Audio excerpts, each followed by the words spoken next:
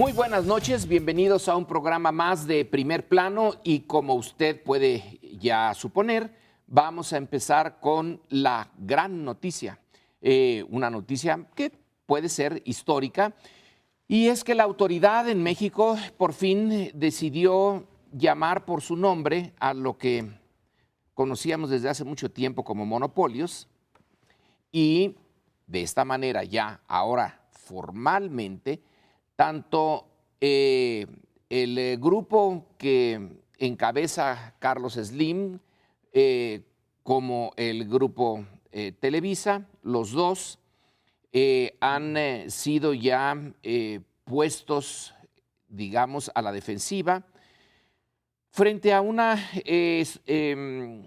legislación que tiene como fondo el enfrentar a los monopolios. Era tiempo desde hace mucho, pero por fin ahora queda el primer peldaño. Eso es lo que vamos a discutir aquí, lo que significa ese primer peldaño, en donde a estos dos grupos, uno en la telefónica y otro en la televisión, se les ha catalogado como preponderantes, es decir, que tienen más del 50% del mercado, cosa que todos sabíamos y desde hace muchísimo, pero una cosa es la realidad real y otra es la realidad formal. Ahora formalmente ya se les ha catalogado así. ¿Y qué implicaciones tiene? Eso es lo que vamos a discutir. Yo creo que es positivo para un titubeante Instituto Federal de Telecomunicaciones que había arrancado ahí con ciertas, digamos, no muy claramente. Ahora tiene este paso que creo que afirma su centralidad, su independencia. Parece importante también subrayar el hecho de que con la modificación que se había hecho a la ley de amparo ya no podrá suspenderse el acto. Recuerden ustedes que una buena parte del sector estaba paralizado porque la autoridad decía, tú eres predominante, entonces el otro se amparaba y mientras la Corte determinaba, pues finalmente la ley se paralizaba. Ahora tendremos efectivamente en un mes, se debería empezar a notar ya en un mes el que no te cobren el roaming, por ejemplo, nacional y algunas otras cuestiones que creo yo que es un paso en el sentido correcto. Además, incentiva el que el gobierno saque ya con cierta prontitud la legislación secundaria en materia de telecomunicaciones, porque se decía que el espíritu original del pacto, de confrontar a los grupos de presión más importantes, a los poderes fácticos, se estaba como debilitando, ¿no? Y ahora tenemos este empujón que yo creo que es una buena noticia para la economía en general y espero que muy pronto los consumidores lo empecemos a notar.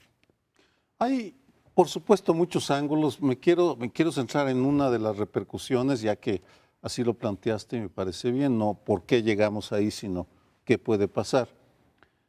Y tiene que ver con la influencia directa de los monopolios en la política. Aquí hay una distinción.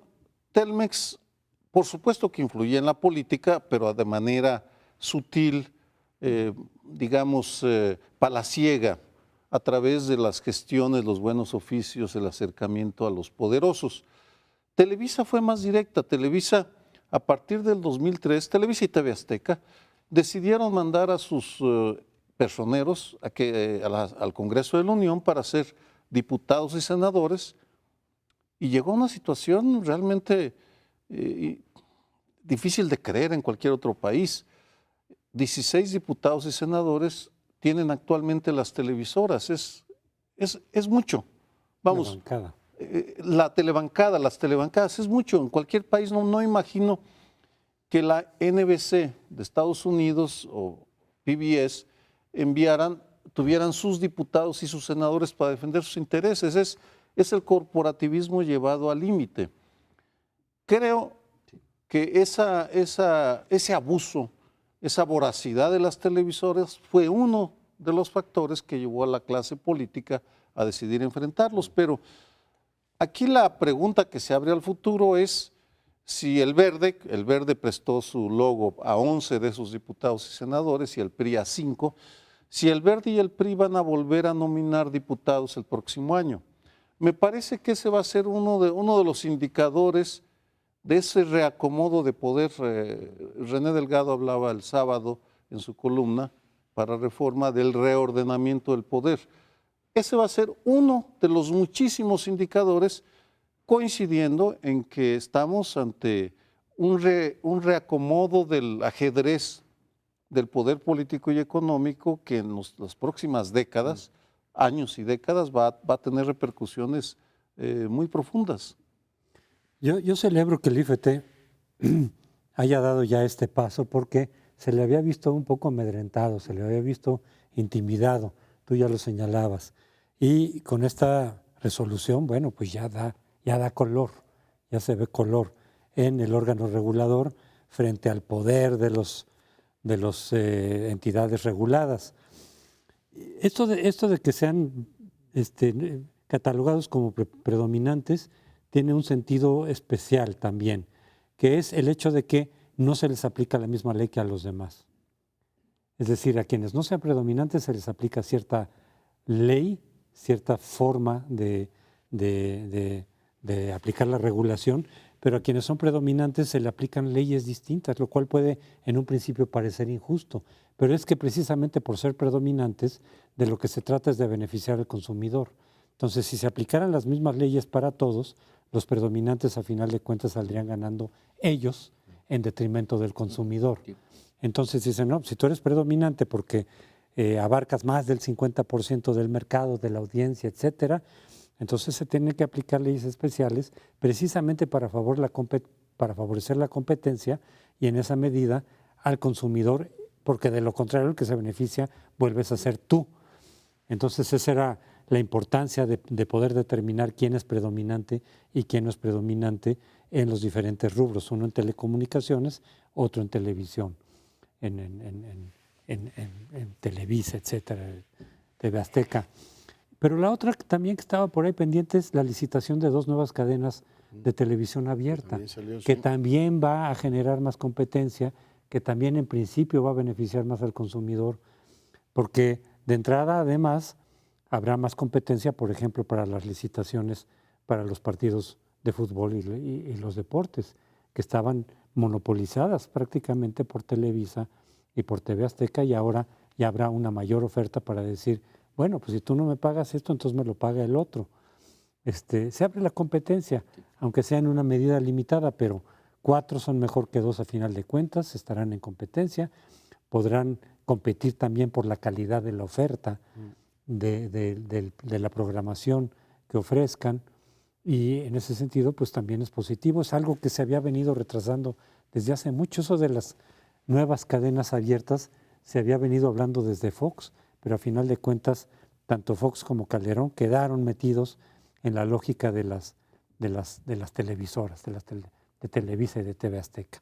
Ahorita se rompe con eso y no sé cuándo van a empezar a operar estas nuevas cadenas, pero el hecho es de que ya se dio el paso. Creo que decir que estaban retrasados es ser muy amable.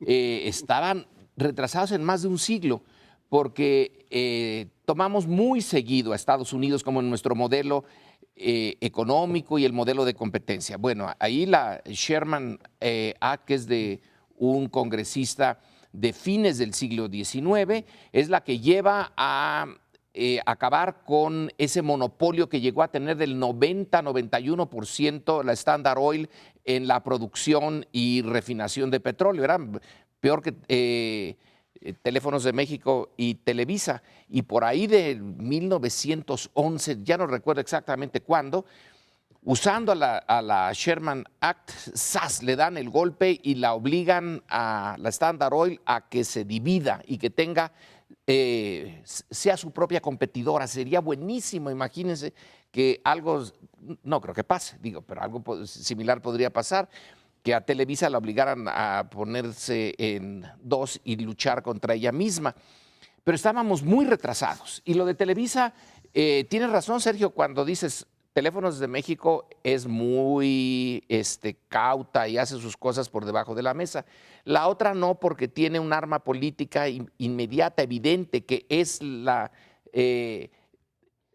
cultura cívica mexicana está en cierta medida determinada por Televisa. Esa fue nuestra Secretaría de Educación en algún aspecto y nuestra Secretaría la Secretaría de Propaganda del PRI, era más directa, ¿no? Ahora vamos a ver qué es lo que pasa. Yo todavía, hasta no ver, no creer como Santo Tomás. Aquí necesitamos ver el efecto.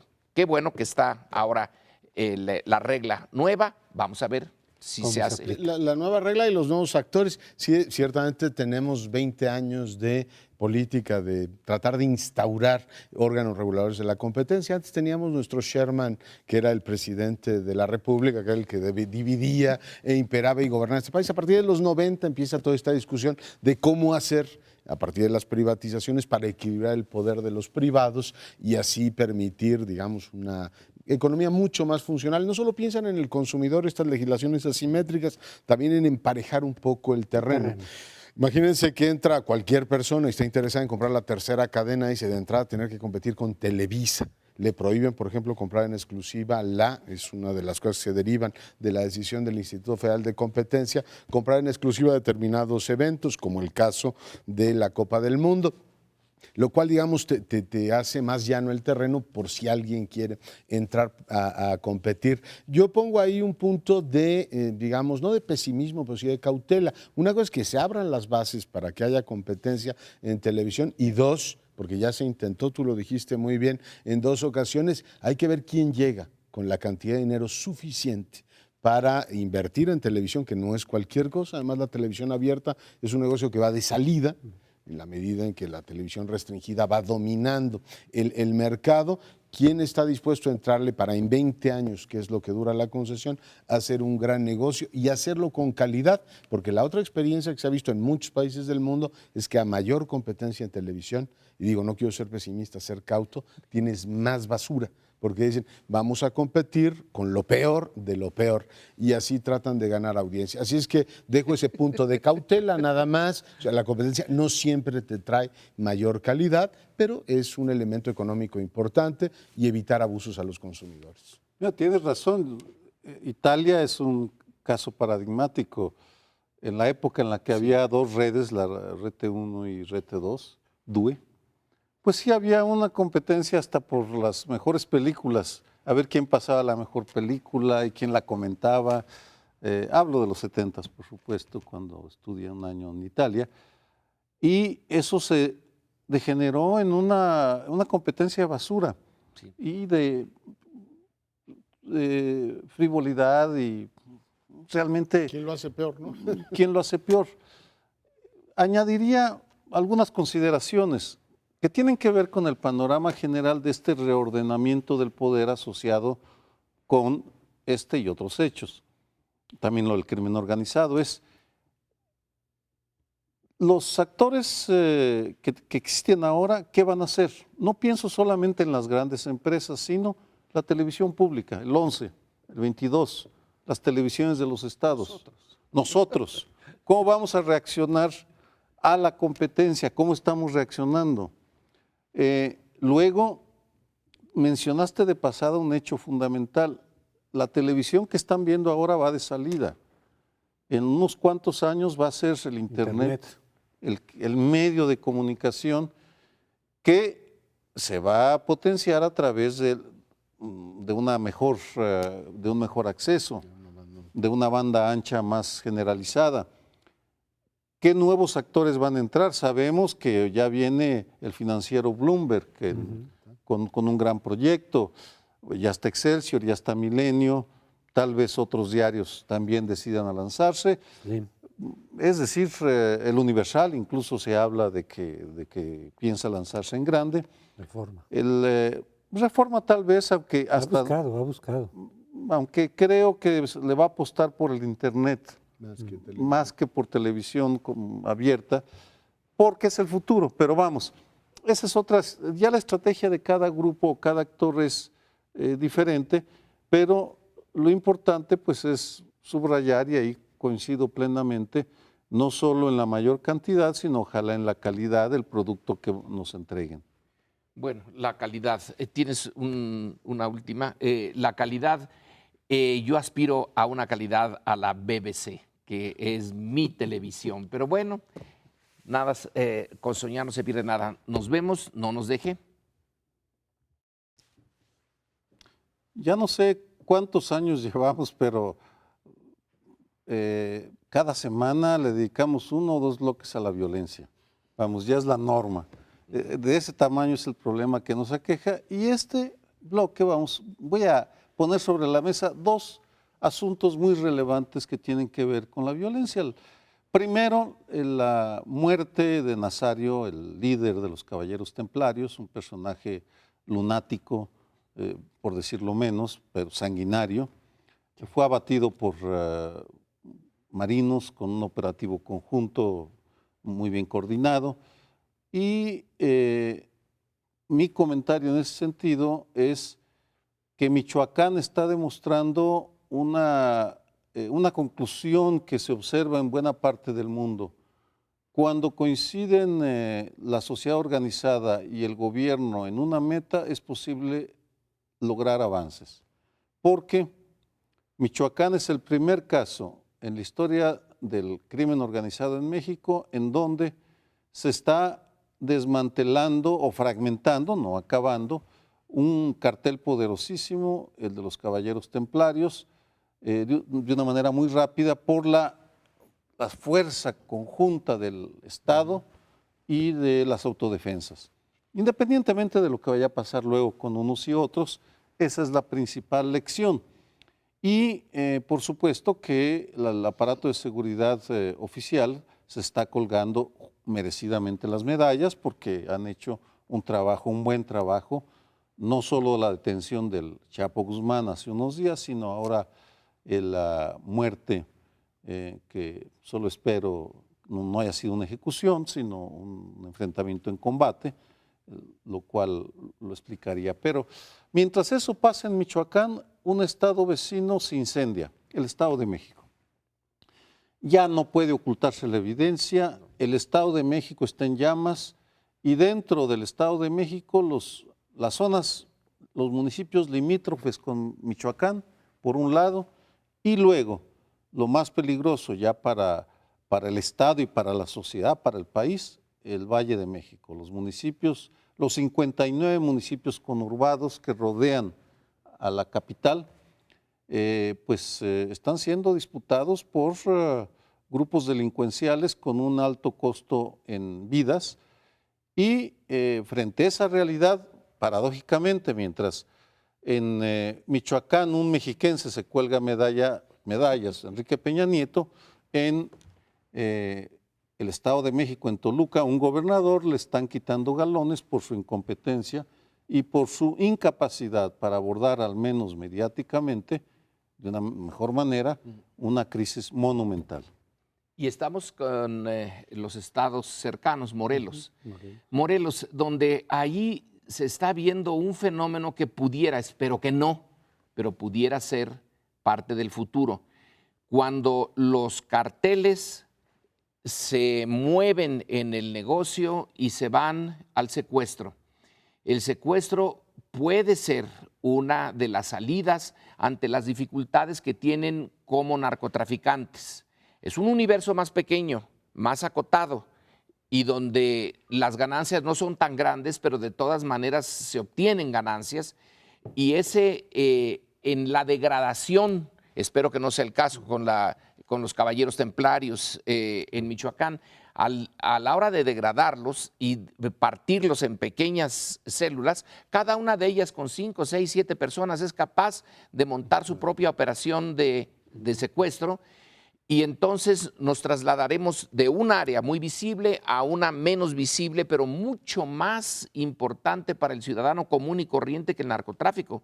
Y en Morelos están creciendo a una velocidad realmente alarmante la industria del secuestro. Sí, y Morelos presenta la particularidad que ha recorrido ya el ciclo político de los tres principales partidos. Sí. Tuvo gobiernos priistas, panistas, y ahora Graco Ramírez se las ve y se las desea para calmar esta oleada de inseguridad que golpea a Morelos, que aparece como el número 1 en secuestros. Pero no solo eso, asaltan restaurantes a plena luz del día y se dan el lujo los delincuentes de ver a la cámara y levantar un dedo, no me atrevo a hacerlo aquí, pero directamente desafiando a una autoridad que no sabe qué hacer. Es decir, el problema político es muy grave, porque siempre queda en otras entidades la idea de que si en otro partido hay alternancia, a lo mejor cambian las políticas. Morelos ya los probó todos. Después está el centro. Llevas tú bastante tiempo, y no lo digo por, como tú decías al principio, porque el problema sea terco y siga ahí, sino por reconocer tu habilidad analítica. Hace año y medio que estás alertando que el centro del país está siendo asediado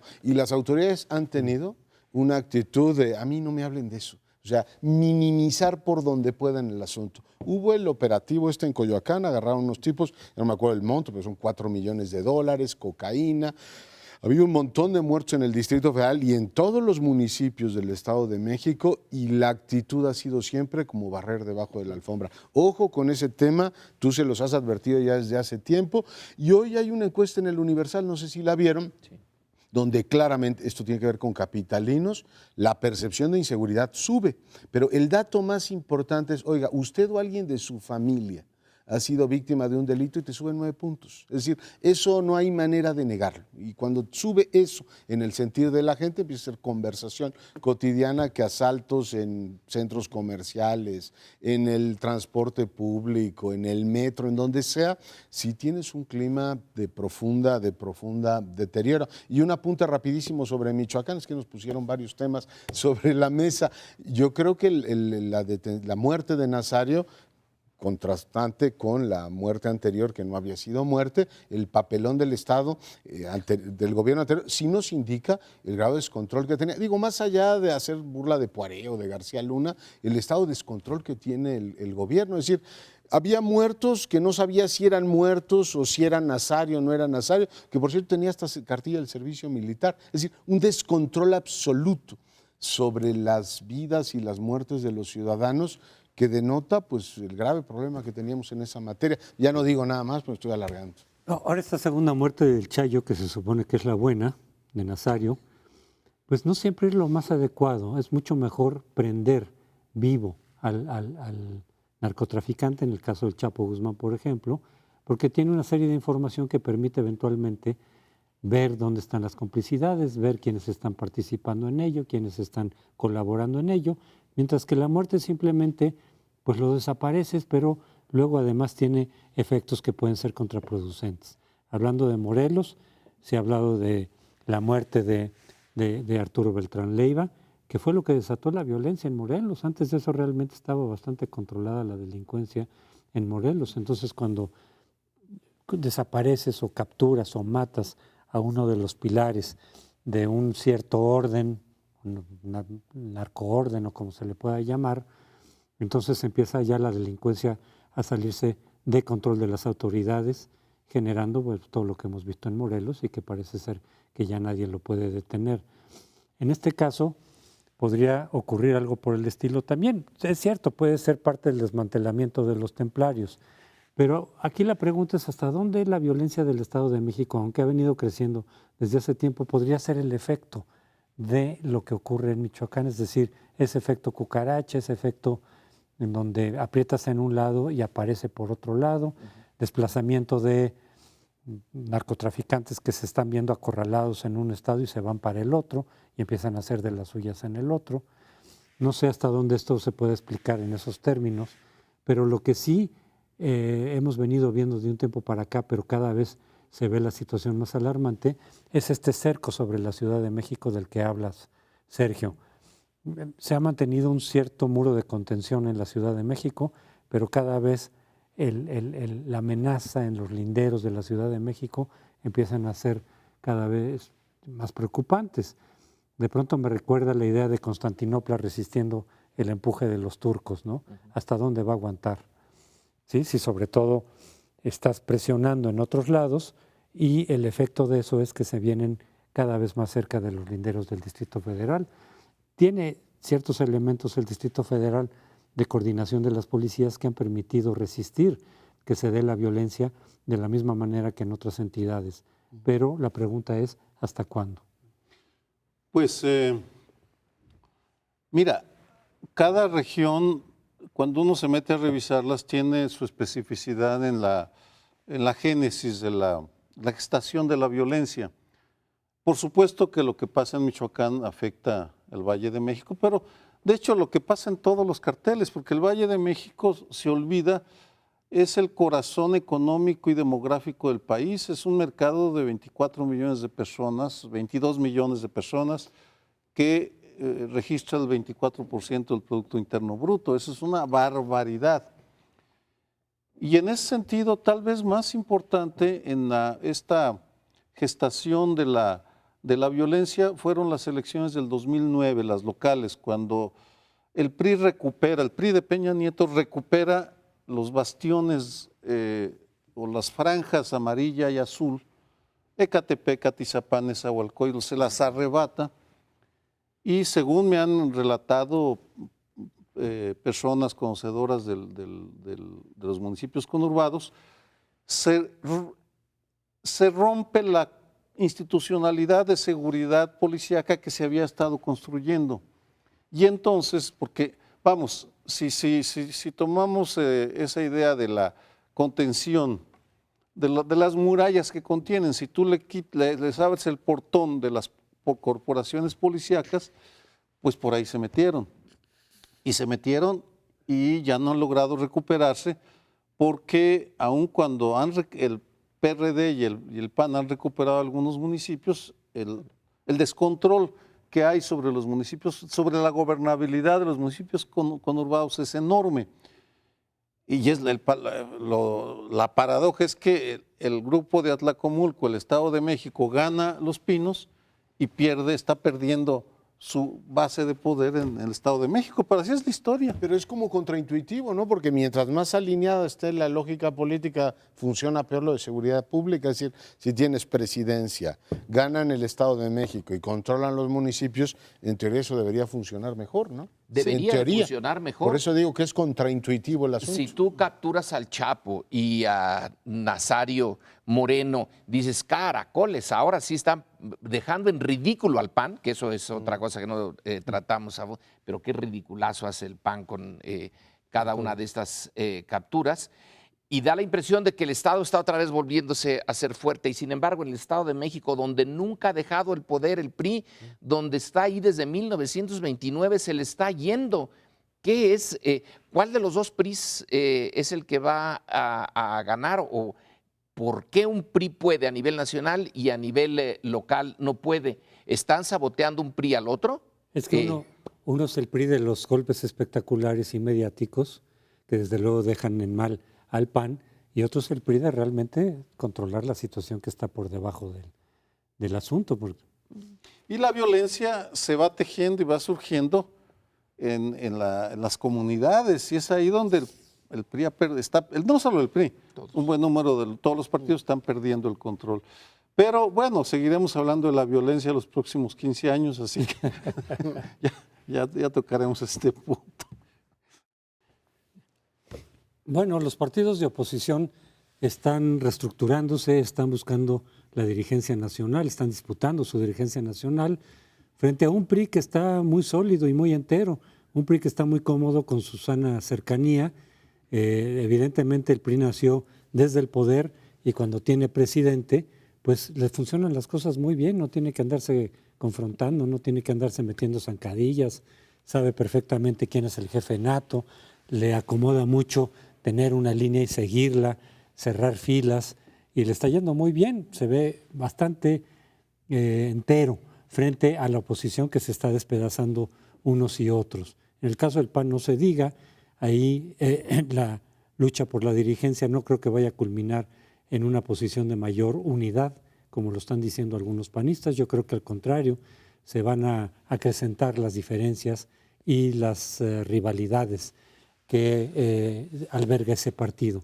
Y en el caso del PRD, pues están buscando algún acomodo que sea el menos dañino para el propio partido, pues ahí también hay divisiones, pero además ahí pesa la fractura de Morena, que tendrá su registro probablemente ya muy pronto, haga cumplido con todas las condiciones para lograr el registro, y en el PRD se teme que vaya a haber una especie de desbandada de algún tamaño, de alguna medida, gente que se vaya a ir a Morena, legisladores, militantes, eventualmente van a competir en el 2015 por ver quién tiene más votos.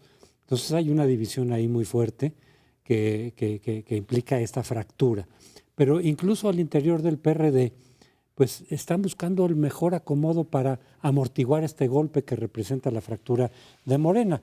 Y se ha hablado de la candidatura para la dirigencia nacional del ingeniero Cuauhtémoc Cárdenas, que en principio no podía serlo porque ya lo había sido, pero se cambiaron los estatutos, el IFE ya aprobó esos nuevos estatutos, de tal manera que quien fue dirigente nacional pueda volver a hacerlo después de algún tiempo. Aquí en este caso parece que son ya hace 21 años o 25, algo por el estilo, en que Cuauhtémoc Cárdenas fue dirigente nacional del PRD, pero los grupos parecen estar viendo la conveniencia de que sea el ingeniero Cárdenas el dirigente nacional para generar un ambiente de mayor unidad.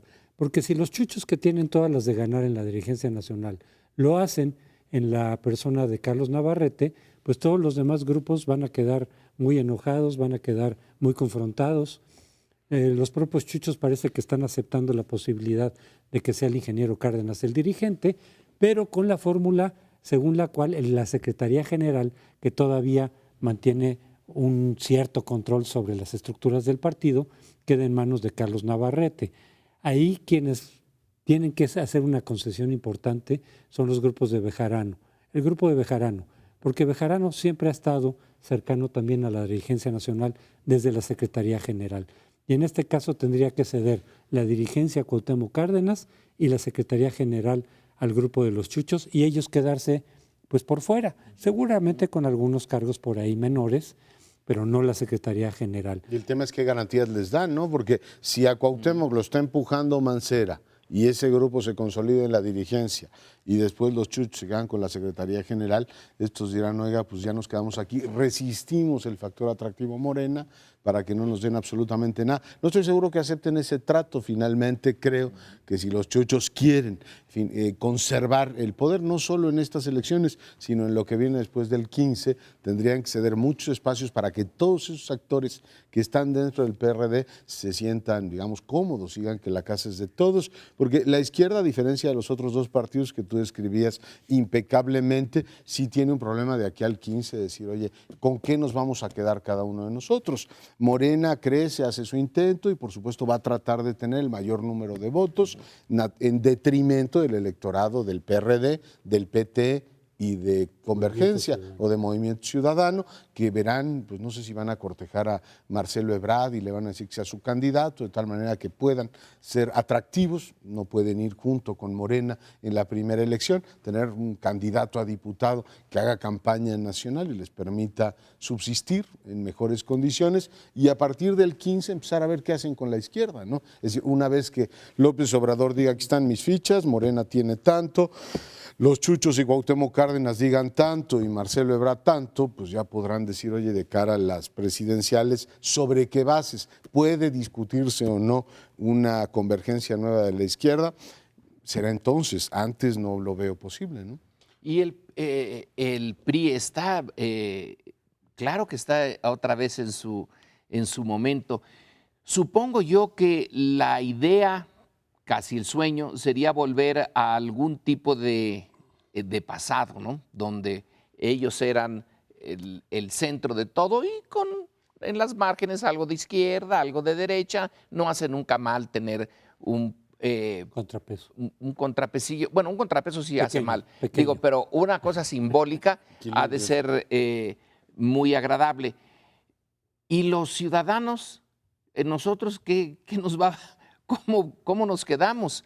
Si están fragmentadas las oposiciones, el PRI vuelve por sus fueros con su misma visión del mundo, porque no ha cambiado gran cosa, aunque sean distintos, algunos de ellos más nuevos, como Peña Nieto, pero en el fondo no ha habido una modificación. A mí me llama la atención que no hayan querido ni siquiera modificar el nombre del partido y que ahora se sienten muy orgullosos. En el 5 de marzo estaban diciendo somos los mismos, aunque la cercanía, ellos le llaman una sana cercanía.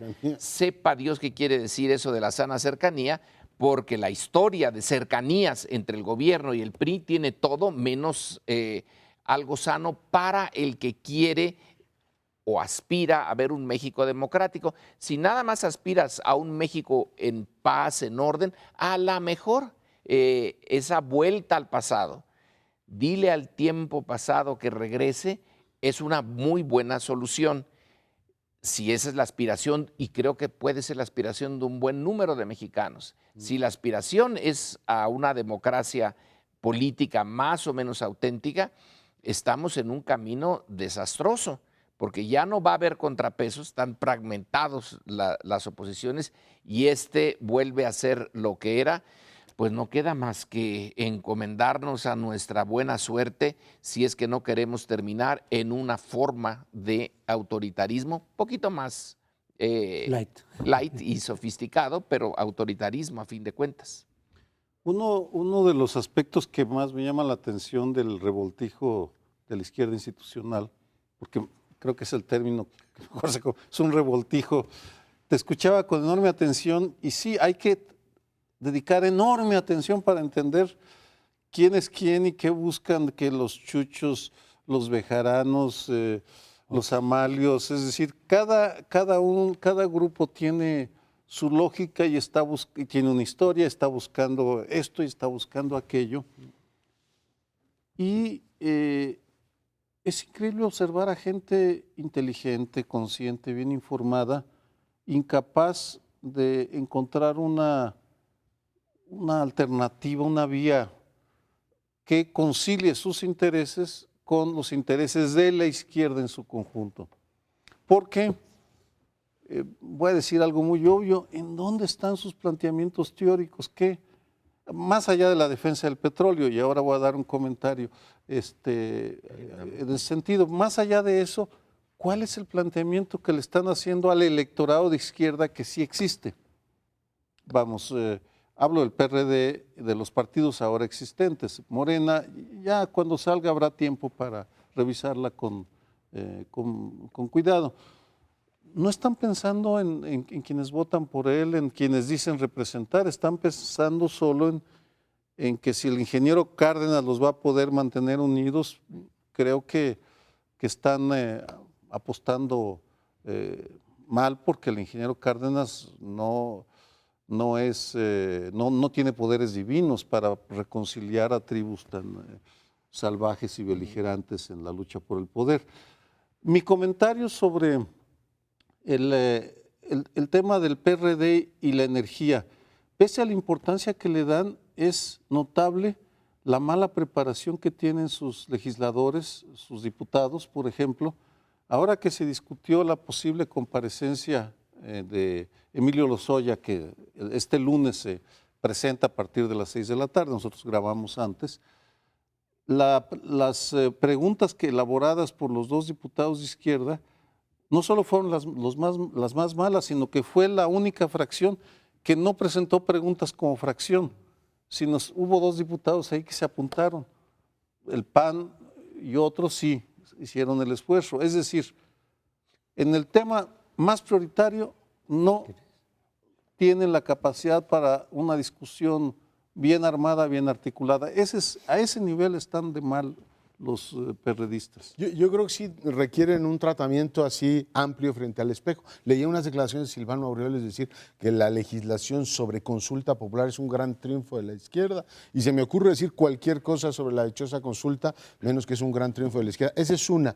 Y la otra es que sus gobiernos locales, en vez de ser fuente de orgullo y pertenencia, le echas un vistazo a Guerrero, le echas un vistazo a Morelos y le echas un vistazo al gobierno del Distrito Federal, digo, los tres que entraron, Tabasco además, pero dices, oiga, sí tenemos mucho que hacer en materia de honorabilidad, eficiencia, para plantear un discurso nuevo de la izquierda, no solamente el teórico, sino el práctico. En esta recomposición del PRI yo creo que hay méritos del propio PRI de haberse reestructurado a su viejo estilo, como nacieron, está en su ADN, esta cuestión de tener una gobernabilidad vertical con un jefe nato que les dice por dónde hay que ir.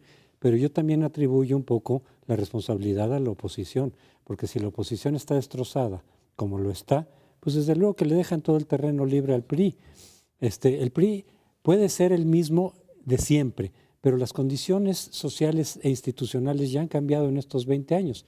El PRI ya no tiene mayorías, ya no digamos hegemónicas que podían cambiar la Constitución por sí mismo, ya no tiene ni siquiera mayoría absoluta, ya no tiene el control de muchos estados, no tiene el control de la capital, ya no es el PRI hegemónico. Sin embargo, sigue operando bastante bien frente a dos oposiciones que son las que lo deben de contrapesar, que están verdaderamente despedazadas. Pero con esto terminamos este segmento, los esperamos en el siguiente. La teoría dice que las segundas vueltas sirven para desempatar, pero en el caso de El Salvador eso no ha ocurrido. Una buena parte de las repúblicas latinoamericanas tienen este modelo. La elección presidencial, si alguno de los candidatos no tiene mayoría absoluta, se van a una segunda vuelta. En este caso tenemos un empate absoluto, hay 6,000 votos de diferencia, una participación importante, 3 millones de votantes, y el tribunal de ese país pues tendrá que hacer voto por voto, el conteo absoluto, con una pues previsible crisis política. Vamos a ver cómo se comporta la oposición. Pero es interesante, además de este empate en segunda vuelta, no sé si los teóricos van a sugerir que vayas a tercera o a cuarta vuelta para ver si en ese caso desempatas, pero el caso es que entre derecha e izquierda tienes dos bloques absolutamente, digamos, polarizados, y hay dos elementos que pongo sobre la mesa. El primero es que todos los que votaron por Saca, que fue presidente en su momento de El Salvador, finalmente se alinearon con la derecha, se dio el voto ideológico. Y una izquierda que pensaba tener el triunfo ciertamente en el bolsillo, había gobernado Funes, bueno, ha gobernado Funes hasta ahora, de pronto con la crisis en Venezuela hay un sector que se asusta y dice, a ver, si Sánchez Serén, que es de la vieja guardia del frente, se va a acercar, parte de su discurso, su oferta era acercarse a Caracas, y Caracas toma digamos, el camino que ha tomado en los últimos tiempos, muchísima gente se aleja al perder ese pequeño electorado del centro que apoyaba, seguía apoyando al frente, que le permitió gobernar, lleva una situación en El Salvador de empate absoluto. Son muy interesantes los resultados. Y por supuesto no adelanto, pero Costa Rica el mes próximo creo que se va a poner igual de interesante. Pero en fin, el caso de El Salvador, ¿cómo lo ven? Bueno, hay ahí problemas realmente salvadoreños, que es la herencia de la Guerra Fría, que no está en otras partes de América Latina de una manera tan aguda. Aquí sí fue una guerra a muerte entre el Frente Farabundo Martí y Arena, Alianza Republicana Nacionalista o Nacional, no sé cuál es la denominación, pero ahí la sangre corrió en serio y la brutalidad de la guerra. Entonces, en este momento divididos y con el problema del presidencialismo, que lo conocemos todos y no sabemos cómo rayos salir de él en América Latina, ahí puedes tener el 51 más 1 y te llevas todo, y el otro tener el 49.99 y perderlo todo. Cuando son más o menos normales las circunstancias y no muy alejados los partidos, pudiera llegar a resolverse esto por el buen camino, pero aquí es derecha e izquierda, y cualquiera de los dos que pierda va a sentir que pierde lo que no se merece, porque se va a quedar con cero teniendo el 49 punto y tantos %. El presidencialismo en estas condiciones, y nunca ha sido particularmente bueno en América Latina, en esto es un desastre. Qué bueno que propusiste, Leonardo, el caso de El Salvador, porque generalmente no abordamos temas internacionales, ya se los hemos dicho, porque la experiencia es que no hay interés y estamos en un círculo vicioso. No hay interés porque no los discutimos y no los discutimos porque no hay interés. Pero es un error, porque Centroamérica es más importante para México de lo que queremos reconocerle. Voy a mencionar dos hechos, hablando de El Salvador, uno es histórico, los dos son históricos. La migración de salvadoreños que huían de la guerra, de salvadoreños guatemaltecos sobre todo, que huían de la guerra, fue uno de los factores que abrieron a México a la comunidad internacional. Sin la llegada de esos millones de desplazados, la historia hubiera sido diferente, fue los años 80, no se nos olvide.